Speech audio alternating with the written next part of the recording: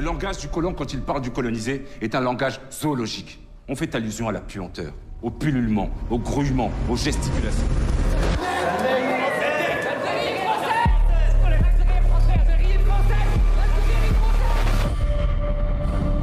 Vous croyez que vous allez changer la nature des Nord-Africains? Votre réputation a dépassé les murs de l'hôpital. Trouble du comportement, stéréotypie verbale. On ne va pas changer un siècle de domination en quelques mois. Je n'ai pas cette prétention. C'est un homme seul, Fanon.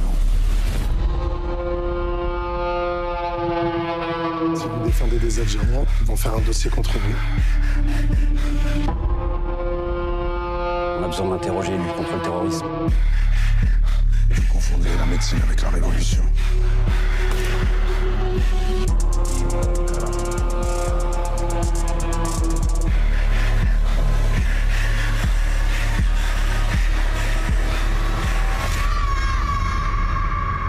Frantz Fanon. C'était un psychiatre, un résistant, mais surtout l'un des plus grands penseurs anticolonialistes dans le contexte français. C'est en voyageant entre la Martinique, la France et l'Algérie qu'il a construit une pensée révolutionnaire qui inspire encore aujourd'hui les mouvements antiracistes dans le monde entier. Et pourtant, en France, il est presque inconnu du grand public. Pourquoi est-ce qu'on a des cours sur Martin Luther King, Malcolm X, Gandhi, alors qu'on connaît si peu de choses sur Frantz Fanon?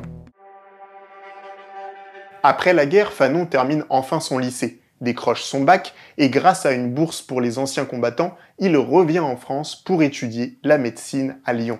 Il se spécialise en psychiatrie et commence son internat avec le docteur Dechaume. C'est aussi là qu'il se lance dans l'écriture de sa thèse. Mais Fanon n'est pas du genre à faire dans le classique. Il veut sortir du cadre et il propose un texte expérimental que Dechaume refuse. Tant pis, ce texte verra quand même le jour quelques années plus tard sous le titre « Peau noire, masque blanc », un des livres les plus importants de la pensée antiraciste et de la carrière de Fanon. Donc si vous êtes une personne racisée en France ou que ces questions vous intéressent, vous devez absolument le lire. Ce livre, c'est un mélange entre témoignages personnels, analyse sociale et essais théoriques. Fanon décrit ce que ça fait d'être noir dans une société coloniale dominée par les Blancs.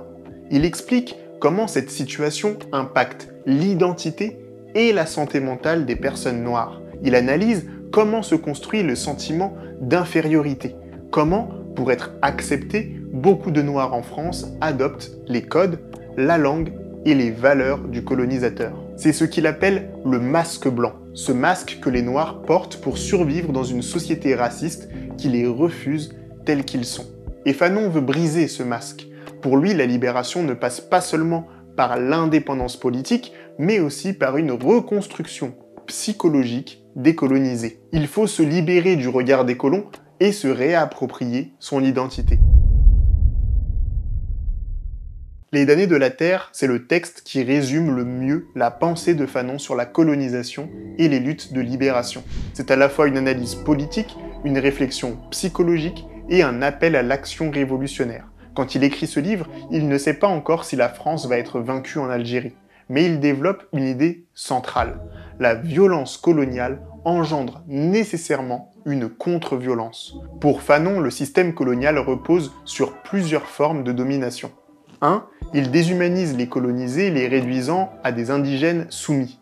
2. Il utilise la répression et la torture pour maintenir son pouvoir. Et 3. Il empêche tout dialogue ou réconciliation et ne laisse pas d'autre choix que la confrontation violente. C'est pourquoi Fanon affirme que la violence révolutionnaire n'est pas seulement une nécessité politique, mais c'est aussi un moyen de guérison psychologique pour les colonisés.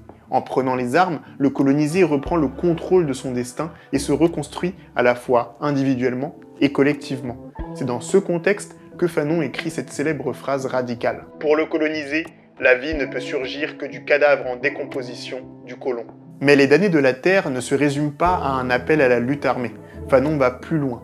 Il anticipe l'après-indépendance. Il craint que les nouvelles nations indépendantes tombent sous le contrôle de bourgeoisies nationales corrompues qui vont juste remplacer les colons sans vraiment changer le système. Pour Fanon, une vraie décolonisation, ce n'est pas juste avoir des présidents noirs ou algériens à la tête de pays indépendants. La décolonisation, c'est avant tout une révolution économique et sociale qui casse l'organisation coloniale du monde. C'est ce que les penseurs décoloniaux appelleront plus tard la colonialité du pouvoir.